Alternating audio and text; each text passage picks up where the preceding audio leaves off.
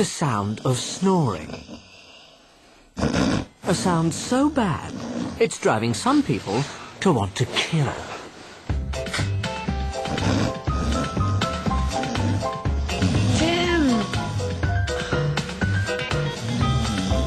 But now there is potential relief for the long-suffering citizens of Zurich's snoring zone.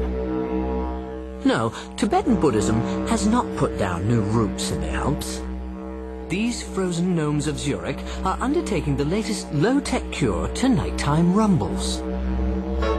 Prescribed by this man, Dr. Milo Puhan, his team at the local hospital. The playing of the didgeridoo. Well, with the didgeridoo, we try to exercise the muscles of the upper airways, and thereby the collapsibility of the airways is reduced, so we don't snore anymore and you have less sleep apneas. Snoring occurs when the muscles at the back of the throat relax and collapse in on one another, causing them to vibrate as we breathe in and out. In most cases, it simply causes a vibration and that annoying noise. But in some cases, the muscles get stuck together, blocking the airways and effectively stopping the patient from breathing. It's called sleep apnea. And at the very least, it leads to the patient constantly waking up. But in the worst cases, it results in high blood pressure and heart disease. But what is it about playing the didgeridoo that's so beneficial? Why not the bagpipes or the trombone? Well, in part, it's the sound of the didgeridoo. It seems that the low-frequency sound gives the throat the perfect massage.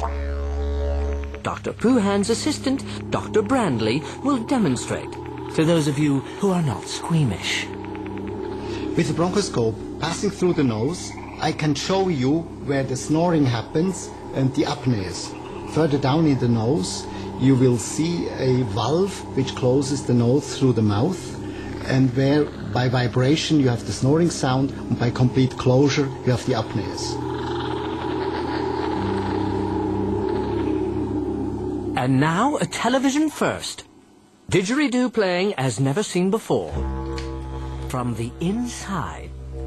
And you can immediately see what a workout the low frequency of the didgeridoo gives the throat. In addition to the good vibrations of the didgeridoo is the technique of circular breathing it requires. To keep the note continuous, players have to breathe in through the nose at the same time as breathing out through the mouth. And that strengthens exactly the muscles that collapse during snoring and sleep apnea. At first I had 17 sleep apneas per hour in the night, and I was snoring. And after 5 to 6 months, I wasn't a snorer. I had no snoring acoustic, and I hadn't apneas. There is one problem with the treatment there.